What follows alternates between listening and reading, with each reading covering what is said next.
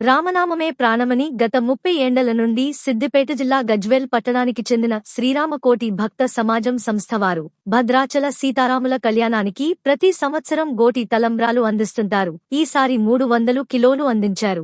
గురువారం నాడు భద్రాచల దేవస్థానం ఏఈఓ శ్రావణ్ కుమార్, సంస్థ అధ్యక్షులు రామకోటి రామరాజును శాలువాతో ఘనంగా సన్మానించి ఒక 100 కిలోల ముత్యాల తలంబ్రాలు అందజేశారు.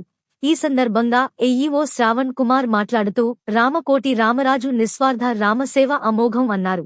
తెలంగాణ రాష్ట్ర వ్యాప్తంగా గ్రామాన తిరిగి గోటితో వడ్లను ఓలిపించి ప్రతి సంవత్సరం సీతారాముల కళ్యాణానికి అందించడం రామకోటి రామరాజు రామభక్తి ఎంత గొప్పదో మాటలో చెప్పలేనిదని కొనియాడారు.